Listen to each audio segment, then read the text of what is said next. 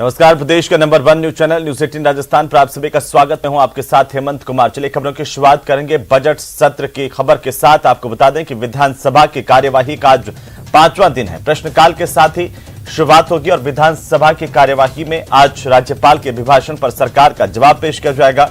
Budget सत्र का पहला चरण आज पूरा हो रहा है। 11 बजे प्रश्नकाल के साथ सदन की शुरुआत होगी। कार्यवाही राज्यपाल के अभिभाषण पर बहस होगी। मुख्यमंत्री अशोक गहलोत अभिभाषण पर सदन में जवाब देंगे।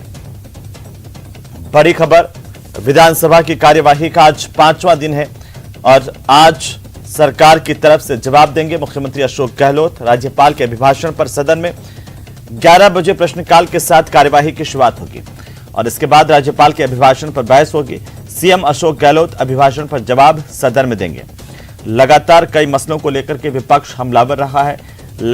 आपको बता दें कि पेपर लीक, बेरोजगारी समेत कई मसले हैं जिनको लेकर के लगातार विपक्ष आवाज उठाता रहा है। आज भी सदन में विपक्ष की आवाज इसके तौर पर देखी जा सकेगी। तो चाहे किसानों की फसल खराबे का मसला हो, उनके मुआवजे का मसला हो, बेरोजगारी, युवाओं को भत्ता और महिला अत्याचार का मसला भी आज सदन में उठाया जा सकता है। तो प्रश्नकाल के साथ आज शुरुआत होने जा रही है। प्रश्नकाल के बाद राज्यपाल के अभिभाषण पर सरकार का जवाब होगा। राज्यपाल के अभिभाषण पर बहस आगे बढ़ते हुए उसके बाद में मुख्यमंत्री अशोक गहलोत अभिभाषण पर जवाब आज देंगे।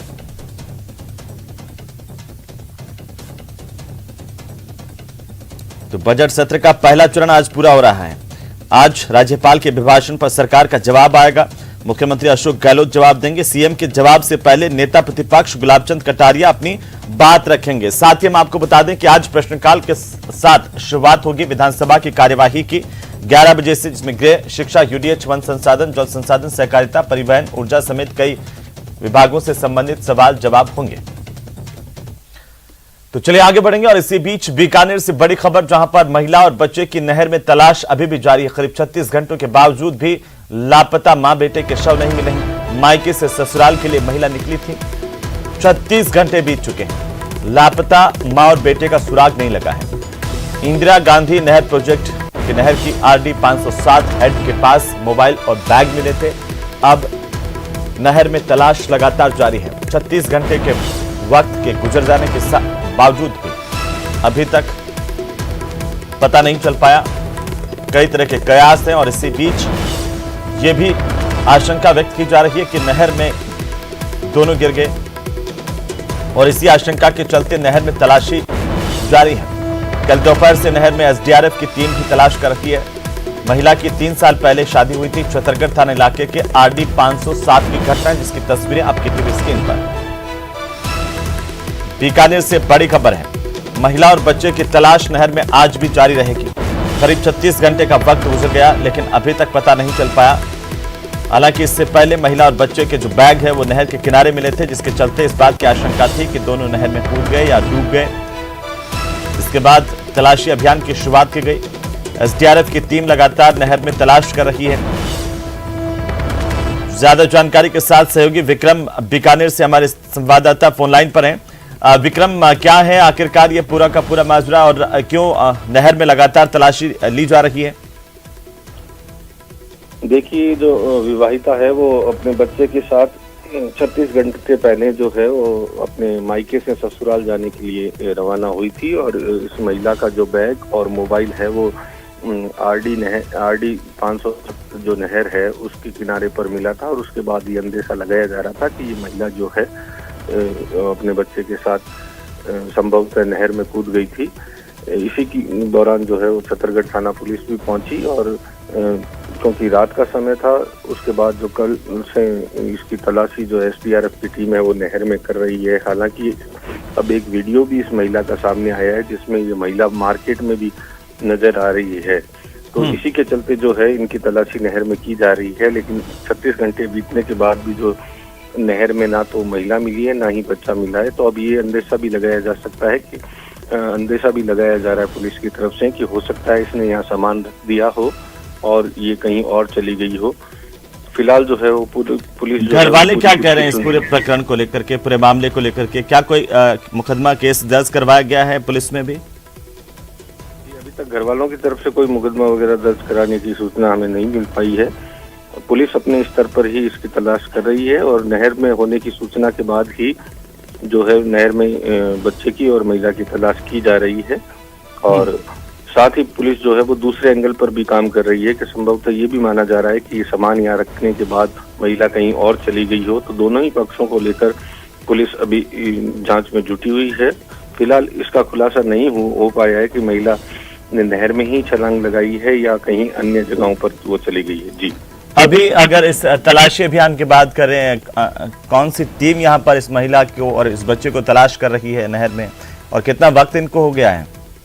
बीकानेर से जो SDRF की टीम है उसके जवान मौके पर पहुंचे हुए हैं। पुलिस भी वहां मौके पर पहुंची हुई है और CO जो हैं विनोद कुमार काजूवाला के, वो भी पूरे मामले की मॉनिटरिंग कर रहे हैं और साथ में जो ग्रामीण हैं वो भी मदद कर रहे हैं पूरी टीम की। और SDRF की टीम लगातार 36 घंटे के करीब हो गया है और वो जो है नहर में तलाशी कर रही है। जी, लेकिन विक्रम, इस पूरे मामले को लेकर के पुलिस कुछ कह रही है? क्योंकि देखिए 36 घंटे से ज्यादा का वक्त बीत गया है और इसके बावजूद महिला का कोई सुराग लग नहीं पाया। क्या घर से कोई लड़ाई होकर के निकली थी? कहां जा सकती है? क्या कोई सुसाइड की तरफ भी एंगल इशारा कर रहा है? जी बिल्कुल, क्योंकि अभी तक पुलिस की तरफ से कोई इस तरह का बयान नहीं आया है और ना ही कोई घर वालों की तरफ से इस तरह का बयान देने की बात सामने आ रही है। तो फिलहाल तो पुलिस जो है वो महिला की तलाश ही करने में जुटी हुई है, क्योंकि जब तक महिला का कुछ पता नहीं लगता है तो ये सब चीजें जो है वो खुलकर सामने नहीं आ पाएगी। विक्रम, चलिए बहुत शुक्रिया तमाम जानकारी के लिए। नजर बनाए रखिए, लगातार अपडेट हम आपसे लेते रहेंगे। बहरहाल IGNP नहर में तलाशी अभियान जारी है। SDRF की टीम लगातार जुटी हुई है कि महिला और बच्चे की तलाशी की जा सके। और चलिए आगे बढ़ेंगे और इसी बीच बड़ी खबर आ रही है राजस्थान में आयकर विभाग की छापेमारी को लेकर के। इस वक्त की सबसे बड़ी खबर है, 2 कारोबारी समूहों के 30 ठिकानों पर यह कार्रवाई हुई है आयकर विभाग की तरफ से, जिसमें मंगलम बिल्डर्स ग्रुप से जुड़े ठिकानों पर छापेमारी की जा रही है। बड़ी खबर, मंगलम बिल्डर के घर और दफ्तर पर भी छापे पड़े हैं। साथ ही डेरेवाला ज्वेलर्स समूहों पर भी आयकर विभाग ने छापे मारे हैं। जयपुर गुड़गांव में आयकर विभाग की ओर से एक साथ छापेमारी हुई है। 300 से ज्यादा अधिकारी कर्मचारी यहां पर इनकम टैक्स के जुटे हुए हैं। आयकर विभाग को सूचना मिली थी कर चोरी की और इसके ऊपर यह बड़ा छापा। 2 कारोबारी समूह हैं, दोनों बड़े कारोबारी समूह हैं, जिनके 30 ठिकानों पर एक साथ ये कार्रवाई की जा रही है, जिनमें मंगलम बिल्डर्स ग्रुप और साथ ही डेरेवाला ज्वेलर्स दोनों ग्रुप पर अलग अलग जगहों पर एक साथ छापेमारी की गई है। बहरहाल जांच जारी है, जिसमें जयपुर गुड़गांव में भी आयकर विभाग की टीम तथ्य खंगाल रही है।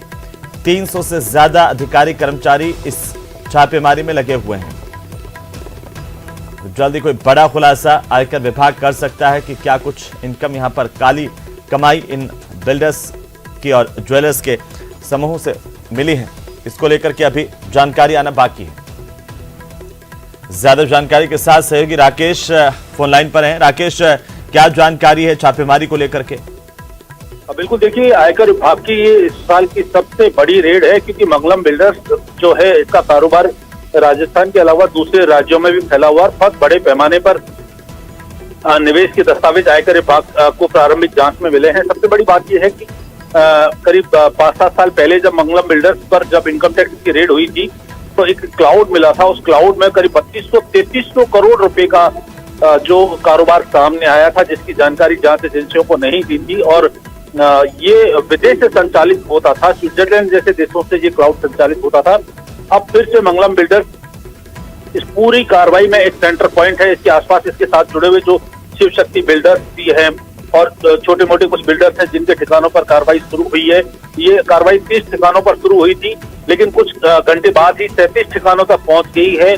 4 ग्रुप इसमें शामिल हो गए हैं और ये कार्रवाई अभी शुरू हुई है। निश्चित तौर पर ये आगे जारी रहेगी, क्योंकि जिस तरीके के दस्तावेज आयकर विभाग को कार्रवाई के दौरान सामने आ रहे हैं, वैसे वैसे टीमें आगे बढ़ रही हैं और बहुत बड़ी इनकम टैक्स चोरी का इसमें खुलासा हो सकता है। इसके अलावा इन्होंने पहले जो संपत्तियां खरीदी थी, बहुत बेनामी तरीके से संपत्तियां खरीदने का मामला भी सामने आया था। SC/ST के लोगों के नाम से जमीनें खरीदी गई थी। तो किस तरह का इसका पूरा कारोबार है, कितना निवेश किया गया है, कौन कौन लोग निवेश करने में शामिल है, पर्दे के पीछे कौन लोग हैं, इन तमाम पहलुओं की जांच आयकर विभाग ने शुरू कर दी।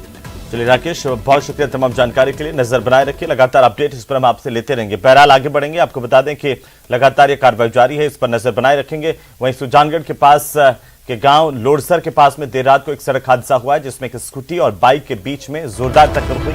इस हादसे में 3 युवकों की दर्दनाक मौत हुई है। जानकारी के मुताबिक साला से बालाजी के दर्शन कर युवक बाइक से लौट रहे थे, एक दूसरी स्कूटी सवार से टकरा गया और इस हादसे में विजय गोदारा नाम के व्यक्ति की मौत हुई है, जबकि बाइक सवार हर्ष को राजकीय अस्पताल ले जाया गया, जहां पर चिकित्सकों ने इसे मृत घोषित कर दिया। वहीं बाइक सवार आदित्य जांगिड़ को मामूली चोटें आई हैं। इसका बगड़िया अस्पताल में इलाज जारी है। तस्वीरें सबसे पहले सबसे तेज आपकी टीवी स्क्रीन पर न्यूज 18 राजस्थान पर इस हादसे के बाद की पहली तस्वीरें हैं। ज्यादा जानकारी के साथ संवाददाता मनोज शर्मा फोन लाइन पर है। मनोज, क्या जानकारी इस हादसे को लेकर? बिल्कुल, मैं बताना चाहूंगा कि दर्दनाक ये सड़क हादसा हुआ है, जहाँ 3 लोगों की इसमें मौत हुई है और एक व्यक्ति है वो घायल हुआ है। स्कूटी और जो बाइक है उसकी यहाँ भिड़ंत हुई है, जिसके वजह से काफी दर्दनाक ये सड़क हादसा हुआ है। और यहाँ पे जो इस हादसा है, इस हादसे में जो 3 युवक है उनकी मौत हुई है। तीनों ही युवक है वो सालासर बालाजी के दर्शन करके लौट रहे थे, उसी दौरान ये हादसा हुआ। बीती रात की ये घटना है। हादसे के बाद जो बाइक है उस बाइक के अंदर भी आग लग गई, जिसको ग्रामीणों की सहायता से और दमकल के द्वारा है वो काबू में किया गया आग को। और जो घायल है उस घायल का अभी भी इलाज जारी है। पुलिस के द्वारा अभी हालांकि कोई मुकदमा अभी दर्ज नहीं करवाया गया है, लेकिन जिस तरह से पर्चा बयान है पुलिस के द्वारा करवाए जाएंगे, उसके बाद निश्चित रूप से जो मुकदमा है वो भी यहाँ दर्ज होगा। जी, अब मनोज, कैसे आखिरकार क्या तेज रफ्तार कारण रहा, लापरवाही रही, किस वजह से यह हादसा यहाँ पर पेश आया? बिल्कुल, पहले प्रारंभिक तौर के ऊपर जो सामने है वो तेज रफ्तार है, उसका कहर इसको कहा जा सकता है कि तेज रफ्तार की वजह से ये सड़क हादसा हुआ है। बिल्कुल, चलिए मनोज, बहुत शुक्रिया तमाम जानकारी के लिए। ये बड़ा हादसा, 3 युवकों की जान गई है। बहरहाल आगे बढ़ेंगे और पोखरण से इस वक्त की बड़ी खबर के साथ हम आपको सीधे पोखरण लिए चलते हैं, जहां पर आज से आगाज हो रहा है मरु महोत्सव का। विधिवत तौर पर आगाज की ये तस्वीरें हैं, एक भव्य मरु महोत्सव का आगाज, और काफी मेहनत यहाँ पर प्रशासन की ओर से, खुद मंत्री सालेह मोहम्मद की ओर से की गई है। खुद मंत्री सालेह मोहम्मद लगातार मॉनिटरिंग कर रहे थे और अब देखिए भव्य आगाज की तरफ ये समारोह है, जिस पर लगातार देश दुनिया की नजर होती है। परमाणु नगरी पोखरण का ये मरु महोत्सव दुनिया भर में प्रसिद्ध है और सैलानी इसे देखने के लिए खास तौर पर यहाँ शरीक होते हैं इस कार्यक्रम में और बड़ी तादाद में पहुंचते हैं, जो जैसलमेर हो या पोखरण हो। ये तस्वीरें जिला कलेक्टर टीना डाबी यहाँ पर इस समारोह का आगाज करते हुए विधिवत तौर पर पूजा अर्चना करके, मंत्री सालेह मोहम्मद की मौजूदगी और एक भव्य शोभा यात्रा इससे पहले निकाली गई। 3 अलग अलग तस्वीरों के जरिए जरा देखिए। पहली तस्वीर आपकी टीवी स्क्रीन पर, जो सीधी तस्वीर है पोखरण से, परमाणु नगरी से सीधी तस्वीरें इस कार्यक्रम के आगाज को लेकर के, आयोजन को लेकर के, और बीच की जो तस्वीर है देखिए किस तरीके से विधिवत मंत्रोच्चार के साथ, पूजा अर्चना के साथ आगाज हुआ है और तिरंगे गुब्बारे छोड़कर शांति, सद्भावना और एकता के प्रतीक के तौर पर आज इस कार्यक्रम का आगाज किया गया, जहां पर कैबिनेट मंत्री सालेह मोहम्मद और उनके साथ में जिला कलेक्टर टीना डाबी, जिनके अथक प्रयासों से, प्रशासन की मेहनत से ये तमाम दृश्य आज साकार हो रहे हैं। परमाणु नगरी की अपनी एक पहचान है देश दुनिया में और खास तौर पर रेतीले टीलों और अपनी संस्कृति के लिए जाने जाने वाली परमाणु नगरी इस भव्य आयोजन के लिए भी जानी जाती है। हालांकि कोरोना काल में इस आयोजन को इतनी भव्यता नहीं मिली थी, लेकिन एक बार फिर से उसी अंदाज के साथ, उससे ज्यादा बेहतर आगाज के साथ आज आयोजन यहाँ पर हो रहा है। स्काउट गाइड्स और तमाम जो पोखरण वासी हैं उनकी भी लगातार मेहनत है, स्थानीय प्रशासन की मेहनत है। और ये देखिए तीसरी तस्वीर आपकी टीवी स्क्रीन पर, रेगिस्तान का जहाज ऊंट, जिसके सजने संवरने को लेकर के लगातार तस्वीरें मनभावक होती हैं और उसी सजे धजे अंदाज में ऊंटों के साथ एक भव्य शोभा यात्रा निकाली गई, जो आगाज का प्रतीक रही। बड़ी संख्या में पोखरण वासी इसमें शरीक हो रहे हैं। 3 अलग अलग तस्वीरें। सालम सागर तालाब से यात्रा का आगाज हुआ है, हाई स्कूल खेल मैदान में बैलून उड़ाए गए हैं और मुख्य कार्यक्रम का आगाज किया गया है। कई दिग्गज यहां पर मौजूद हैं। जिला कलेक्टर टीना डाबी, कैबिनेट मंत्री सालेह मोहम्मद। और आपको बता दें कि पहली बार यहां पर इस बार काइट फेस्टिवल का आयोजन हो रहा है। इसको लेकर के भी भव्य तैयारियां की गई हैं। कई रंगारंग कार्यक्रम हो रहे हैं, जिसमें खासतौर पर मांगणियार कलाकारों की प्रस्तुति सदियों से अपनी एक अमिट छाप और राजस्थान की कला संस्कृति को प्रदर्शित करती रही हैं। एक बार फिर से वो आवाज, मखमली आवाज यहाँ के धोरों पर गूंजती हुई दिखाई देंगी। बड़ी तादाद में सैलानी पहुंच चुके हैं। हजारों लोग इस पोकरण के मरु महोत्सव के साक्षी बनने जा रहे हैं। नामी कलाकार यहां पर अपनी प्रस्तुतियां देने के लिए तैयार हैं। मरु महोत्सव को लेकर के एक उत्साह सा माहौल है। पोकरण को पहले ही सजा दिया गया था दुल्हन की तरह से, चारों तरफ साज सज्जा, उत्साह, उमंग। ये देखिए, ये 3 तस्वीरों के जरिए देखिए कि किस तरीके से इस आगाज को लेकर के उत्साह है। ग्रामीणों से लगा करके सैलानियों और तमाम जो लोग बाहर से भी यहाँ पर पहुंचते हैं, हाथी, घोड़े, ऊंट और रेगिस्तान का जहाज खासतौर पर तैयार किया गया है सजा धजा करके। उनके साथ ऊंट है और एक भव्य शोभा यात्रा। सालम सागर तालाब से शोभा यात्रा की शुरुआत हुई है। रोबीले सजे धजे अंदाज में पोकरण के और इस रेगिस्तान के वीर आपको नजर आएंगे, अपनी मूंछों के लिए, अपनी दाढ़ी के लिए और राजस्थानी पगड़ी को लेकर के भी। बहरहाल आगे बढ़ेंगे। G20 बैठक का भी आगाज हो रहा है। जोधपुर में G20 शेरपाओं की बैठक के लिए जोधपुर सजकर के पूरी तरह से तैयार है और 4 फरवरी तक G20 की बैठक होगी। पहली रोजगार कार्य समूह की बैठक आज होने जा रही है। G20 में पैनल डिस्कशन भी होना है। वैश्विक कौशल पर भी विस्तृत चर्चा होगी। तो आधारभूत ढांचा विकसित करने को लेकर के भी चर्चा की जाएगी।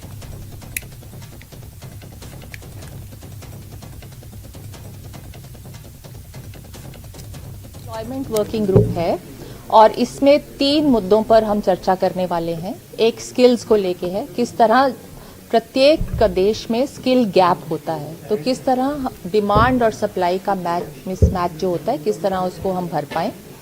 दूसरा है जो एक इमर्जिंग एरिया है सभी के लिए, वो है गिग एंड प्लेटफॉर्म वर्कर्स। किस तरह से हम उनको सोशल सिक्योरिटी दिलवा सकते हैं। 2, 3, 4 को एम्प्लॉयमेंट वर्किंग ग्रुप की G20 की समिट है जोधपुर में, जो आज तक कभी नहीं हुई, फर्स्ट टाइम जोधपुर में आयोजित की जा रही है।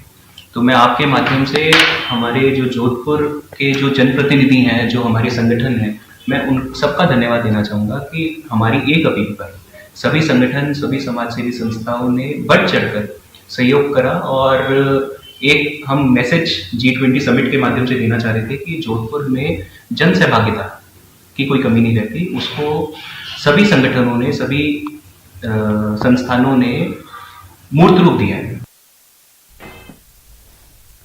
और इसी खबर पर ज्यादा जानकारी के साथ सहयोगी रंजन दवे हमारे साथ फोन लाइन पर जुड़ रहे हैं। रंजन, पहली दफा G20 शेरपाओं की बैठक जोधपुर में हो रही है, कैसी तैयारियां हैं और क्या जानकारी है इसे लेकर के आपके पास? हाँ, निश्चित तौर पर ये एक जोधपुर के लिए बड़े ही गौरव और गर्व का विषय है कि G20 समिट के लिए जो 3 बैठकें प्रस्तावित है या 3 सम्मेलन जो हो रहे हैं, उसमें से एक सम्मेलन जो है वो जोधपुर उसकी मेजबानी कर रहा है और भारत को रिप्रेजेंट कर रहा है। तो निश्चित तौर पर राजस्थान के लिए, जोधपुर के लिए बड़े गर्व की बात है। आज G20 समिट का जो है जोधपुर में जो होने जा रही है, इसका विधिवत 3 दिन का जो कार्यक्रम है उसकी शुरुआत होने जा रही है। 2 तारीख से लेकर के 3 तारीख और 4 तारीख तक यह एक उत्सव जैसा जो माहौल है यहाँ जोधपुर में रहने वाला है। और G20 समिट में तकरीबन अगर बात करें तो 19 देश और यूरोपीय संघ के अलावा 9 जो है गेस्ट कंट्रीज हैं, उनको इनवाइट किया गया है।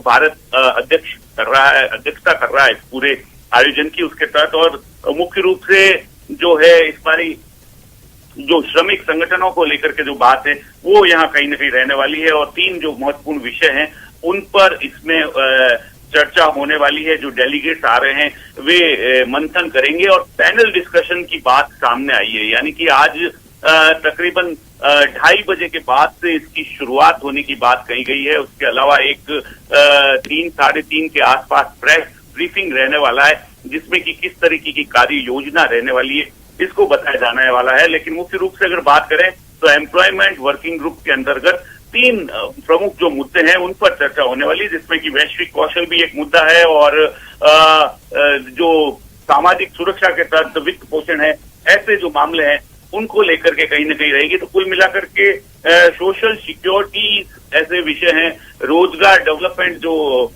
विषय हैं उनको लेकर के यह मंथन शुरू होने वाला है।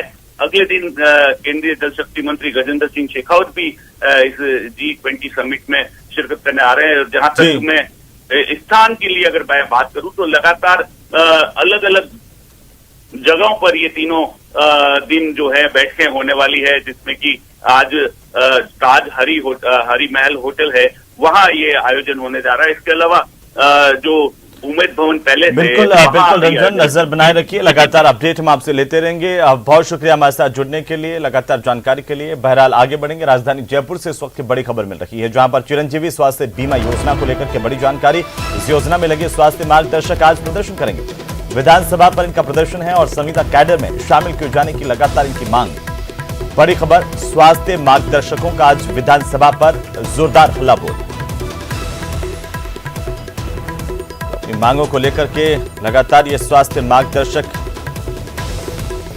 आज प्रदर्शन करते हुए दिखाई देंगे। चिरंजीवी स्वास्थ्य बीमा योजना जो कि एक महत्वाकांक्षी प्रोजेक्ट है सरकार का, उसमें लगे स्वास्थ्य मार्गदर्शक आज अपनी मांगों को लेकर के विधानसभा पर इकट्ठा हो रहे हैं। प्रदर्शन करने की जानकारी सामने आई है। संविदा कैडर में शामिल किए जाने की मांग है। स्वास्थ्य मार्गदर्शक चाहते हैं कि इन्हें संविदा कैडर में लिया जाए और इसी को लेकर के आज ये प्रदर्शन करेंगे। ये बड़ी खबर है इस वक्त की, राजधानी जयपुर से इस वक्त की बड़ी जानकारी है। चिरंजीवी स्वास्थ्य बीमा योजना को लेकर के जिसमें लगे स्वास्थ्य मार्गदर्शक आज विधानसभा पर इनका प्रदर्शन करने का ऐलान है। 22 गोदाम से विधानसभा की तरफ कूच करेंगे और यहां पर प्रदर्शन करेंगे, अपनी मांगों को लेकर के ध्यान खींचेंगे। सरकार का मांग यही है कि इन्हें संविदा कैडर में शामिल किया जाए और इसी को लेकर के आज स्वास्थ्य मार्गदर्शकों का ये हल्ला बोल। विधानसभा के बजट सत्र का आज 5वां दिन है और इस दिन स्वास्थ्य मार्गदर्शक आज अपनी मांगों को लेकर के विधानसभा पर प्रदर्शन करने का ऐलान कर चुके हैं।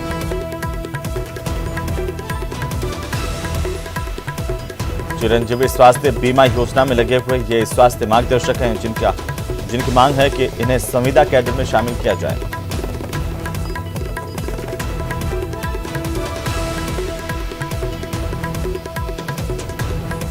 जयपुर से बड़ी जानकारी सामने आ रही है। विधानसभा के बजट सत्र का आज 5वां दिन है। चलिए आगे बढ़ेंगे और इसी बीच करौली से बड़ी खबर है, जहां पर सर्व समाज की ओर से धरना दूसरे दिन भी जारी है। नाली निर्माण के दौरान शिव मंदिर गिरने से महिला की मौत हुई थी। पहले दिन प्रशासन से बातचीत में कोई सफल नतीजा नहीं निकल पाया। परिजन दोषियों के खिलाफ मुकदमा दर्ज करवाने की मांग पर अड़े हैं। हालांकि प्रशासन की ओर से साफ कर दिया गया था कि जो भी इस मामले में दोषी हैं उनके खिलाफ कार्रवाई होगी, मुकदमा दर्ज होगा। और अब मृतक महिला के शव का अभी तक अंतिम संस्कार नहीं किया गया। मृतक कांति देवी का शव परिजनों ने डीप फ्रीजर में रखवा दिया। सपोटरा कस्बे का बाजार दूसरे दिन भी बंद है।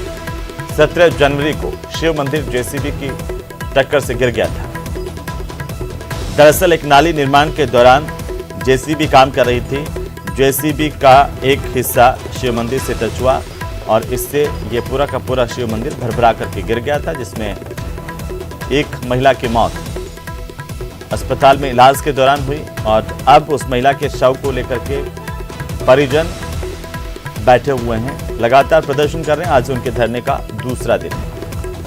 17 जनवरी की घटना है, जब 17 जनवरी को शिव मंदिर धराशायी हो गया था। और वहीं सीकर के गैंगस्टर राजू ठेठ मर्डर केस में पुलिस ने बड़ी कार्रवाई की है। आपको बता दें कि पुलिस ने इस मामले में अजमेर के हाई सिक्योरिटी जेल से एक प्रहरी को गिरफ्तार किया है। जेल प्रहरी के साथ एक हार्डकोर बदमाश भी गिरफ्तार हुआ है। इस पूरे मामले में पहली बार कोई जेल का कर्मचारी गिरफ्तार हुआ है। जेल प्रहरी पर आरोप है कि उसने जेल के अंदर हार्डकोर बदमाश तक मोबाइल पहुंचाया। सीकर के पुलिस अधीक्षक ने यह जानकारी दी है कि हाई सिक्योरिटी सेल के योगेश वर्मा और हार्डकोर बदमाश कुलदीप उर्फ केडी को गिरफ्तार किया गया। कुलदीप इस पूरे मामले की साजिश में शामिल था। योगेश वर्मा ने इसे मोबाइल उपलब्ध करवाया था जेल में। और अजमेर की इस हाई सिक्योरिटी जेल में खतरनाक बदमाशों को रखा जाता है, वहां पर मोबाइल पहुंचाने की खबर ने पुलिस महकमे में हड़कंप मचा दिया है। सबसे बड़ी बात है कि जेल के भीतर से ही जेल प्रहरी मिले हुए होते हैं और ऐसे में बदमाशों तक कई चीजें आसानी से पहुंच जाती है और बदमाश जेल के अंदर बैठे न केवल अपनी गैंग को ऑपरेट करते हैं बल्कि बाहर बड़ी वारदातों को अंजाम भी देते हैं। पुलिस ने दोनों आरोपियों को बहरहाल गिरफ्तार करके कोर्ट में पेश किया है। वो तो पहले ही ज्यादा अच्छे थे। दूसरा सबसे महत्वपूर्ण बात यह है कि टैक्स कितने से लोग दे रहे हैं, उनमें से कितने लोगों को टैक्स के अंदर फायदा हो रहा है। आम जनता की कमर तोड़ने का काम किया है।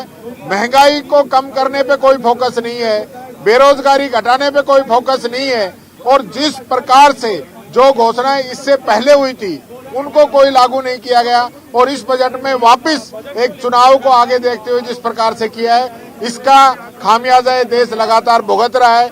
अमृतकाल बोल लो या मेक इन इंडिया बोल लो या नई स्किल इंडिया बोल लो, पता नहीं किस प्रकार के नाम दिए गए हैं। आप इंपोर्ट ड्यूटी खिलौनों पे घटा रहे हैं, चाइना से इंपोर्ट बढ़ेगा। आप सोना चांदी महंगा कर रहे हो, गरीब आदमी भी बच्चियों की शादी करता है, उसमें भी इस चीज का बहुत बड़ा लोड पड़ेगा। तो मैं तो ये कहना चाहूंगा, बजट सिर्फ और सिर्फ जो 1% लोग हैं उनको फायदा देने वाला लोग है का ये बजट है और इसका पूरा फायदा जो 1 या 2% लोग हैं देश के उनको मिलेगा, बाकी जनता इससे अछूती रहेगी।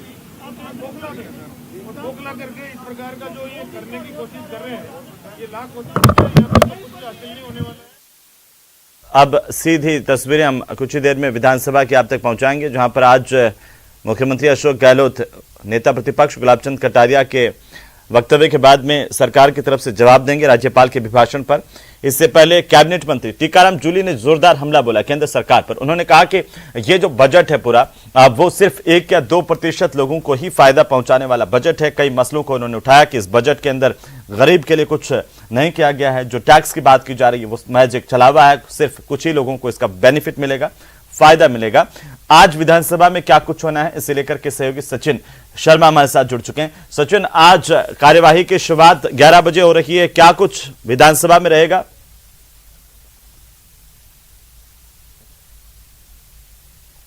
विधानसभा की अगर बात करें तो आज विधानसभा का 5वां दिन है। राज्यपाल के अभिभाषण पर आज जो है बहस होगी लगातार और उसके बाद में नेता प्रतिपक्ष और इसके साथ ही मुख्यमंत्री अशोक गहलोत शाम 5 बजे जवाब पेश करेंगे और उसके अलावा कार्य सलाहकार समिति की बैठक भी होगी जिसमें तय होगा कि आगे की विधानसभा किस तरह से चलाई जाए, विधानसभा का जो आगे का सत्र वो किस तरह से चले, इसको लेकर चर्चा होगी।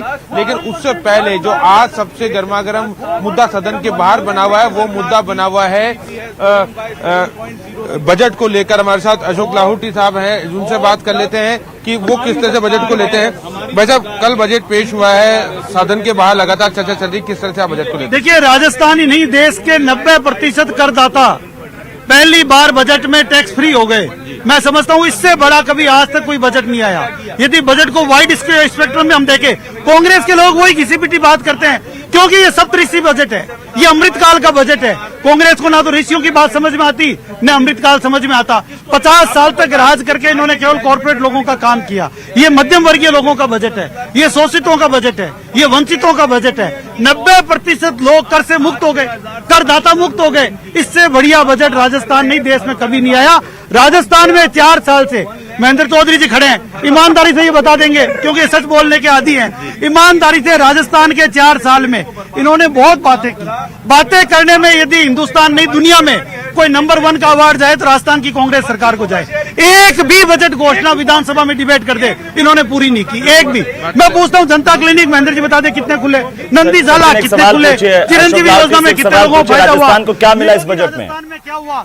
आम डॉक्टर के पास पैसा नहीं है, मजदूर के पास इलाज नहीं है, गरीब के पास एक सवाल आपसे, राजस्थान को बजट में क्या मिला? निराशा राजस्थान को भी ऐसा आरोप लगा रहे। देखिए, राजस्थान को बजट में बहुत कुछ मिला है। मध्यम वर्गीय राजस्थान का भी है। 35,000 करोड़ रुपए सोलर में आना वो राजस्थान के लिए है। जल जीवन मिशन में 92,000 करोड़ रुपए आना वो राजस्थान के लिए है। सड़कों में रेलवे से ज्यादा पैसा आना वो राजस्थान के लिए है। ये इसको नहीं समझेंगे। मैंने कहा ना कि ये सप्तऋषि की थॉट पर बजट है, ये ऋषि मुनियों का बजट है, ये अमृतकाल का बजट है जिससे कांग्रेस के समझ के बाहर की बात है। मुख्यमंत्री ये कह रहे हैं कि ईआरसीपी को योजना घोषित नहीं करके कर्नाटक में चुनाव है वहां पे मुख्यमंत्री जी ईआरसीपी की जो देश भर की जो बाध्यताएं हैं, जो नियम कानून है उनके अंतर्गत पेश करे, बजट ईआरसीपी का आ जाएगा। अब ये बजट पेश तो करना चाहते ही नहीं है। घोषणा करना चाहते हैं, ये केवल राजस्थान की जनता को गुमराह करना चाहते हैं। जिन नॉर्म्स में यदि आप परफॉर्मेंस नहीं भरोगे, आप यहाँ बेरोजगारों को 3,000 रुपए भत्ता नहीं दे रहे हो कि वो भारत में नॉर्म्स में नहीं है, और आप 33,000 करोड़ रुपए मांग रहे हो बिना नॉर्म्स के। आपके सवाल को लाहौटी साहब जो आरोप लगा रहे हैं उसको लेकर क्या कहेंगे? देखिए, मैंने मेरे राजनीतिक जीवन में जिस प्रकार का बजट केंद्र ने कल दिया है, ऐसा बजट कभी भी नहीं देखा। छलावा किया इन्होंने, युवाओं के साथ में किया है, किसानों के साथ में किया है, हर वर्ग के साथ के अंदर किया है। यहाँ तक कि गरीब आदमी जो आटा खाता है उसको भी इन्होंने बख्शा नहीं, जो नहाने के लिए साबुन लगाता है उसको भी इन्होंने बख्शा नहीं। अरे महंगे लोग जो शैम्पू लगाते हैं उसको तो इन्होंने छेड़ा नहीं, और गरीब आदमी जो साबुन नहाता है उसको इन्होंने छेड़ा है। जिस प्रकार का ये बजट पेश किया गया है, ये बिल्कुल एक ऐसा बजट कभी भी नहीं आया, इस प्रकार का बजट इन्होंने पेश किया है, छलावा किया है। मेरा सीधा सीधा सा आरोप है इनके ऊपर कि किस प्रकार उम्मीद करे थे।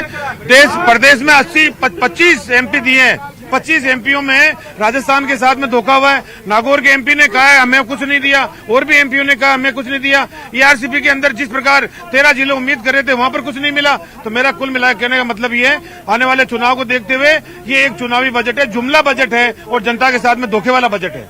इसके अलावा अगर सदन की कार्रवाई की बात करें तो आज सदन किस तरह से चलेगा, किस तरह की कार्रवाई रहेगी? क्या सदन की कार्रवाई बहुत अच्छी चल रही है। 23 तारीख से सदन आउट हुआ है, उसके बाद में 24, 30, 31 और 2 आज सदन चल रहा है। 80 के करीब माननीय सदस्य आज के सदन के बाद में बोल चुके होंगे। सदन के नेता बोलेंगे, प्रतिपक्ष नेता बोलेंगे, हमारे और भी लीडर बोलेंगे। बढ़िया चल रहा है, कोई मुद्दा ही नहीं। ये कह रहे मुद्दों के हम ये करेंगे, वो कहेंगे मुद्दा है। जो मुद्दे थे उनका जवाब दे चुकी सरकार। पाला पड़ा उसकी गिरफ्तारियां हो रही है, और कोई पेपर लीक हुआ उसमें गिरफ्तारियां हो चुकी है। इसके अलावा कौन सा मुद्दा है? एक भी मुद्दा नहीं है। खाली हाउलट करना है इनको, वो करें, इसका इनका अधिकार है। और कल इनके प्रतिपक्ष नेता को विधानसभा के स्पीकर साहब ने जिस प्रकार की झड़प लगाई, डांट पिलाई, उससे ये बौखला गए हैं। आज उससे बौखला कर और विधायकों के खिलाफ में क्या ला सकते हैं, लेकिन अपने मन में जो भी है इनके निकाल ले, कुछ भी नहीं होना है। यहाँ पर इस प्रकार जो है सदन बड़ा गरिमा तरीके से चल रहा है, वैसे चलेगा। इसके अलावा आज के मुख्यमंत्री जी का स्वास्थ्य ठीक है, वो जवाब पेश करने आएंगे शाम को? आएंगे मुख्यमंत्री जी आएंगे संभवतः। अभी मीटिंग है हमारी 1 बजे, और 5 बजे मुख्यमंत्री जी आएंगे बजट के इसमें गवर्नर साहब के अभिभाषण के ऊपर बोलने। बिल्कुल। तो देखिए, अब तो महेंद्र चौधरी जो लगातार बता रहे थे किस तरह से आज की सदन की कार्रवाई चलेगी, लेकिन फिलहाल जो गहमागहमी चली हुई है सदन के अंदर वो बजट को लेकर चली हुई है। बजट पे ही बात कर लेते हैं। सर, राजस्थान का बजट आएगा, उसको लेकर क्या उम्मीद की जाए, क्योंकि विपक्ष का ये भी आरोप है कि वो बजट भी जुमलेबाजी का बजट होगा? देखिए, विपक्ष ने पहला जब चौथा बजट आया था तो यहाँ पर ये कहा था कि इसमें पैसा कहाँ से आएगा, इस बजट की क्रियान्वित होने की। वो अपने दिल पे दिमाग पे अगर ईमानदारी के साथ में ये सिद्ध कर दे, 90% घोषणाएं क्रियान्वित हुई है चौथे बजट की, और 5वां बजट आएगा, फिर इतिहास बनाएगा राजस्थान के अंदर। अशोक गहलोत जी ने जब भी बजट पेश किए हैं, राजस्थान में नया इतिहास कायम हुआ है। 7.5 करोड़ जनता जब टीवी के ऊपर सुनेगी अशोक गहलोत जी को देखते हुए, सड़कें जाम हो जाएगी, और इस प्रकार का बजट आएगा। ये बात कर रहे हैं, इतना गंदा बजट है जिसका कुछ भी नहीं है, इतने गंदे बजट में आपको 10 लाख 15 लाख वालों को पहले भी जीरो टैक्स, अभी भी जीरो टैक्स देते हैं। और सबसे बड़ा इशू क्या है, आज जीरो टैक्स वालों को पहले भी वही थी, एग्जेम्पशन मना करे ना। कांग्रेस के लोग, महेंद्र चौधरी जी किसान के बेटे हैं, आप इतना झूठ बोलोगे मुझे उम्मीद नहीं थी। आप सच को सच कहो, इसमें डरने की क्या बात है? आप अपने बलबूते पर चुनाव जीतते हो, आपको कांग्रेस कुछ करे या नहीं करे, आपको झूठ बोलने की कहाँ जरूरत है?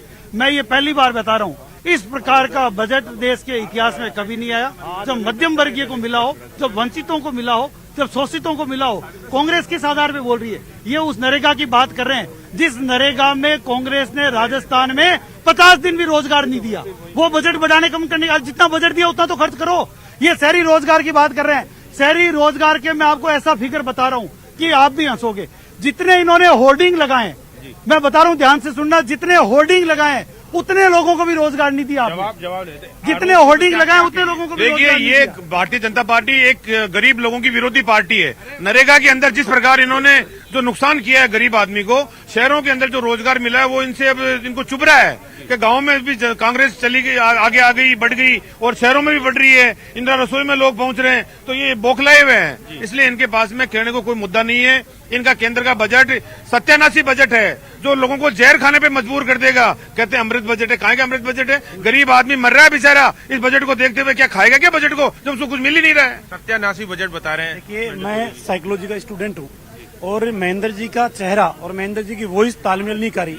इनके मन में आज भी ये धन्यवाद देना चाहते हैं, लेकिन मजबूरी है, इस बजट की वो प्रशंसा नहीं कर सकते क्योंकि विचारधारा का मामला है, पार्टी का मामला है। लेकिन मैं कह रहा हूं कि इससे बेहतरीन बजट आ नहीं सकता। सब वर्गों के सर्वांगीण विकास का बजट, आम आदमी को राहत पहुंचाने वाला बजट, किसानों के विकास का बजट, युवाओं को रोजगार उपलब्ध कराने वाला बजट और इस देश को उन्नति के शिखर के ऊपर ले जाने वाला बजट है। इससे बेहतरीन बजट कोई हो नहीं सकता। अब कांग्रेस के नेताओं की मजबूरी है, अब ये लोक लुभावना बजट लेकर आएंगे जो धरातल के ऊपर कभी आने वाला नहीं है। ये सिर्फ भारत सरकार के बजट को देख के फिर बजट पेश करेंगे। बाकी इनके पास दुकान में सामान ही नहीं है, इनका दुकान का सामान तो खाली है। ये पास के अंदर बिजली विभाग का, विद्युत विभाग का ऑफिस है, यहाँ के एमडी से जाके पूछ लो। सरकार ने घोषणा तो कर दी सब्सिडी देने की, बिजली विद्युत विभाग सब्सिडी नहीं मिलने की वजह से घाटे में है, बिजली खरीद नहीं रहे, किसान को बिजली नहीं मिल रही है। तो इनका बजट तो धरातल के अंदर ले जाने वाला है, प्रदेश के आम जन के ऊपर भार डालने वाला होगा। इसके बेहतरीन इनका बजट नहीं होगा। रामलाल जी, एक चीज और कि ये मुख्यमंत्री लगातार कह रहे हैं कि आरसीपी को घोषणा घोषित नहीं की, कर्नाटक में चुनाव है, उसको देखते हुए वहाँ की जो योजना उसमें अतिरिक्त बजट का प्रावधान कर दिया है। देखिए, राजस्थान की सरकार जब चुनाव के अंदर ये कांग्रेस के नेता गए थे तो भारत सरकार को पूछ के गए थे क्या कि साहब हम ये घोषणा करेंगे, आप हमें दोगे या नहीं दोगे? कर्ज माफी के मामले में कहते हैं वन टाइम सेटलमेंट भारत सरकार क्यों नहीं कर रही, तो भारत सरकार को पूछ के किया था क्या आपने घोषणा? संपूर्ण कर्ज माफी की घोषणा आपने की थी, ईआरसीपी की घोषणा आपकी घोषणा है, कोरोना कौन मना कर रहा है? लेकिन सिर्फ भारत सरकार को निशाना साधना ये इनकी फितरत बन चुकी है। भारत सरकार आज संपूर्ण आम आदमी को राहत, बिजली के बिलों की सब पैसे डालने का काम करे, वो भारत सरकार करे, किसान के खाते में पैसे डालने का काम करे, उज्ज्वला योजना में भारत सरकार दे, जल जीवन में पैसा भारत सरकार दे। तो राजस्थान की सरकार दे क्या रही है आम आदमी को? बिल्कुल। एक सवाल और, विशेषाधिकार हनन का मामला राजेंद्र राठौड़ के खिलाफ सदन में रखा गया है, उस पर आगे शायद चर्चा भी हो सकती है, उसको लेके क्या तैयारी और आप लोग क्या करते हैं? देखिए, जिस तरीके से संयम लोढ़ा जी ने विशेषाधिकार हनन का प्रस्ताव लेकर आए, हमने भी आज 6 मान्य सदस्य बीजेपी के विशेषाधिकार का हनन उन 6 लोगों के खिलाफ लेकर आए हैं जिन्होंने इस्तीफे दबाव के अंदर कलेक्ट किए, क्योंकि स्पीकर कह चुका हाईकोर्ट के अंदर के जो इस्तीफे दिए हैं वो दबाव के अंदर दिए हैं, स्वेच्छा से दिए नहीं दिए। तो जब स्वेच्छा से इस्तीफे नहीं दिए तो इन 6 विधायकों ने इस्तीफे डरा धमका कर क्यों लिए? उन विधायकों का अधिकारों का हनन करने का काम किया, जिनमें शांति धारीवाल जी हैं, महेश जोशी जी हैं, महेंद्र जी चौधरी हैं, रफीकांत जी हैं, रामलाल जी जाट हैं, संयम लोढ़ा है। तो हम इन लोगों के खिलाफ विशेषाधिकार का हनन इसलिए लेके आए, उन्होंने विधायकों के अधिकारों का हनन किया है।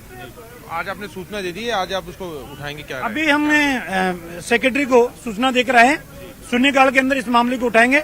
आसन से अपेक्षा करेंगे कि वो इस विषय के ऊपर व्यवस्था दें और डिबेट कराएं। हमसे बात करने के लिए आप थे रामलाल शर्मा, जो लगातार ये बात कह रहे थे कि जिस तरह से राजेंद्र राठौड़ के खिलाफ विशेषाधिकार हनन का प्रस्ताव उठाया गया है, उसी तरह से अब वो 6 विधायक जिन्होंने इस्तीफे सौंपे हैं उनके खिलाफ विशेषाधिकार हनन का प्रस्ताव आज उठाया जाएगा। विधानसभा सचिव को जो है ये जानकारी दी गई है। देखिए, अब तक की राजस्थान के लिहाज से सबसे बड़ी ये राजस्थान के लिहाज से ये सबसे बड़ी खबर है। मंत्री राजेंद्र गोविंद सिंह डोटासरा भी पहुंच रहे हैं, उनसे भी बात कर लेते हैं कि वो बजट को किस तरह से लेते हैं, बजट को किस तरह से देखते हैं। भाई साहब, बजट को किस तरह से आप देख रहे हैं?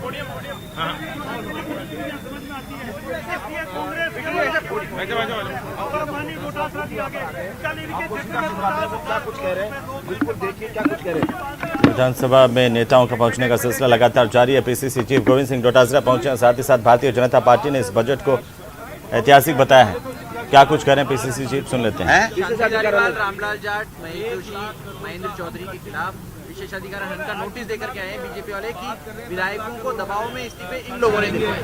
ये तो देखो, अब चुनाव आ गया और विरोध करने के लिए उनके पास में सरकार के खिलाफ कुछ है नहीं, इसलिए ये इसी तरीके की नोटंकी करेंगे।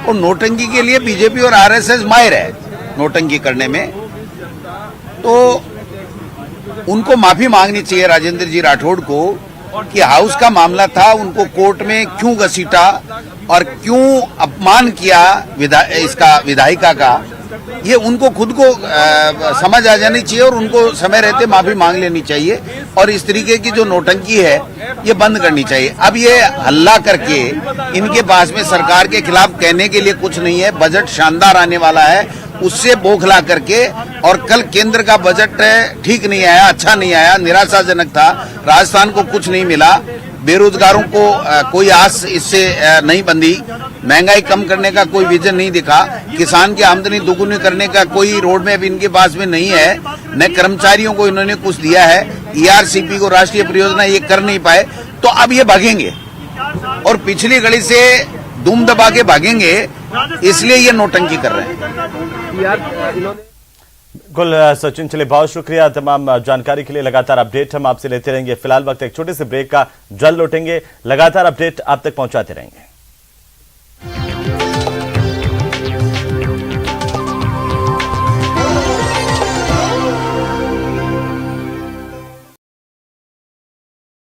लोगों को जरा ऐसे अंदाज में बताते हैं, क्योंकि अक्सरहा जब बजट पेश किए जाते हैं तो लोगों को समझ नहीं आता है कि क्या चीजें सस्ती हुई, क्या चीजें महंगी हुई, किस तरीके से इस बजट का फायदा उन्हें पहुंचेगा। तो इसीलिए हम जरा ग्राफिक्स के माध्यम से लोगों को समझाने की कोशिश करेंगे कि किस तरीके से ये जो बजट 2023 है वो आम लोगों के लिए फायदेमंद है, आम लोगों को इससे कैसे राहत मिलेगी, कौन कौन से वो सामान हैं जो सस्ते हुए हैं और कौन कौन से वो सामान हैं जो महंगे हुए। तो बड़ी राहत मिली है बजट 2023 से, इस वक्त की बड़ी खबर। और बजट में नौकरी की बात करें तो नौकरी पेशे के लोगों को बड़ी राहत मिली है, इनकम टैक्स में छूट मिली है, जो सीमा है वो बढ़ा दी गई है। इनकम टैक्स में 7 लाख तक अगर आपकी आय है तो आपको कोई भी टैक्स देने की जरूरत नहीं है। 7 लाख तक इनकम टैक्स छूट में नई टैक्स प्रणाली में यह बड़ी छूट दी गई है। 3 लाख तक कोई टैक्स नहीं देने।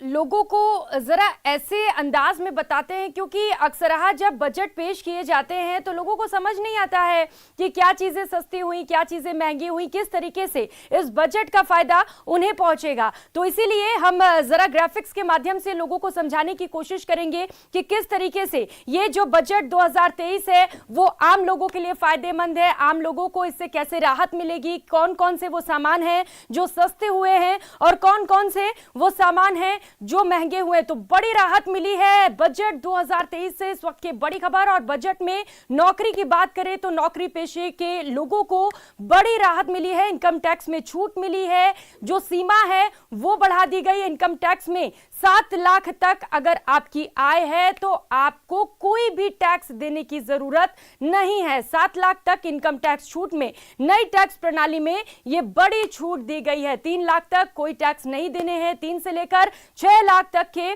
5% हैं और इसके साथ ही 10% टैक्स देने होंगे। 9 से 12 लाख तक के आय वालों को 15% और 12 लाख से 15 लाख तक के आय पर आपको कुल 20% टैक्स देना होगा। वेतन भोगियों के लिए स्टैंडर्ड डिडक्शन बढ़ा दिया गया है।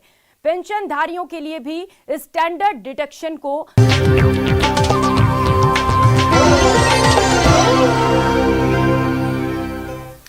तो चलिए ब्रेक के बाद एक बार फिर से आपका स्वागत है। और इसी बीच बड़ी खबर, राजस्थान में आयकर विभाग की छापेमारी को लेकर के, जहां पर 2 कारोबारी समूहों के करीब 30 ठिकानों पर छापेमारी हो रही है, जिसमें मंगलम बिल्डर्स ग्रुप से जुड़े ठिकानों पर भी छापे पड़े हैं। मंगलम बिल्डर्स समूह के घर और दफ्तर पर छापेमारी।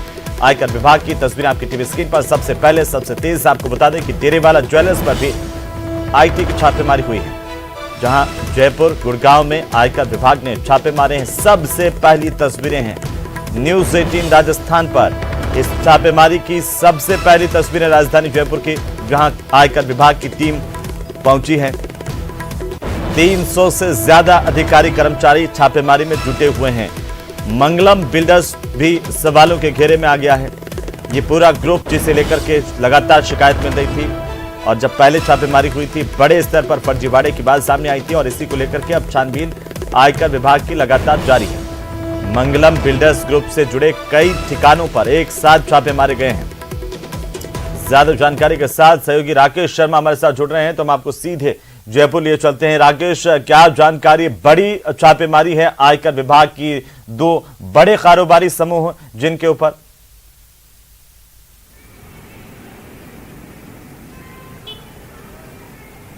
बिल्कुल देखिए हेमंत, कार्रवाई शुरू हो चुकी है। 38 ठिकाने हो गए। कार्रवाई सुबह 30 ठिकानों पर शुरू हुई थी और इसमें अब लगभग मंगलम बिल्डर्स से जुड़े 4 ग्रुप हैं जिन पर ये इनकम टैक्स की रेड चल रही है। इस वक्त हम मंगलम बिल्डर्स का जो कॉर्पोरेट कार्यालय है उसके सामने खड़े हैं। ये जो टावर है ये पूरा मंगलम ग्रुप का है और अपेक्स मॉल के नाम से जाना जाता है। यहाँ पर उनका कॉर्पोरेट कार्यालय है और इस कॉर्पोरेट कार्यालय से ही उनका जो है बिजनेस जो है चलता है। मंगलम ग्रुप के कारोबार की बात करें तो ये दूसरी बार इनकम टैक्स की रेड है। इससे पहले जब रेड हुई थी उसमें बहुत बड़े पैमाने पर टैक्स चोरी का खुलासा हुआ था। सिर्फ टैक्स चोरी का ही नहीं बल्कि मंगलम ग्रुप का जो कारोबार है उस पर भी कई जांच एजेंसियों ने शिकंजा कसा था। एक क्लाउड मिला था पिछली बार इनकम टैक्स डिपार्टमेंट की रेड में जिसमें करीब 3200 से 3300 करोड़ रुपए के कारोबार के दस्तावेज इस क्लाउड को जो है स्विट्जरलैंड जैसे बाहरी देशों से चलाया जाता था। इसके बाद इनकम टैक्स डिपार्टमेंट और डीजीआई ने भी इन पर रेड की थी। अब दोबारा से कार्रवाई शुरू हुई है। बहुत बड़े पैमाने पर जो मंगलम बिल्डर्स ग्रुप से जुड़े हुए बेनामी संपत्ति के दस्तावेज भी मिले थे। SC/ST के नाम पर बहुत बड़े पैमाने पर जमीनें खरीदी गई थी और जमीन जिन लोगों के नाम पे खरीदी गई थी वो मंगलम बिल्डर के ही कर्मचारी जो है बताए गए थे, जिस तरह की जांच एजेंसियों के दस्तावेजों में सामने आया था। यानी इनका जो कारोबार रहा है शुरू से विवादास्पद रहा है। जांच एजेंसियों को टैक्स की जानकारी और अपने कारोबार की सही जानकारी नहीं दी जाती रही है। आज दोबारा से इनकम टैक्स डिपार्टमेंट ने रेड की है। इनके घर, दफ्तर और इनसे जुड़े जो प्रेमाइसेस है वो जयपुर के साथ साथ जो अन्य शहर हैं, गुड़गांव में भी जो 2 से 3 ठिकानों पर इस ग्रुप से जुड़े हुए ठिकानों पर रेड है। इनकम टैक्स की टीमें सभी ठिकानों पर पहुंच चुकी हैं और दस्तावेजों को खंगाल रही हैं। साथ ही कुछ टीमें और बिल्कुल साथ में रखी गई हैं ताकि लगातार नजर बनाए हुए हैं हम और इसमें टीमें अपडेट और आपसे आगे लेते रहेंगे इस बड़ी कार्रवाई को लेकर के। बहरहाल बहुत शुक्रिया तमाम जानकारी के लिए, हमारे साथ जुड़ने के लिए। और अब एक नजर डाल लेते हैं 5 मिनट में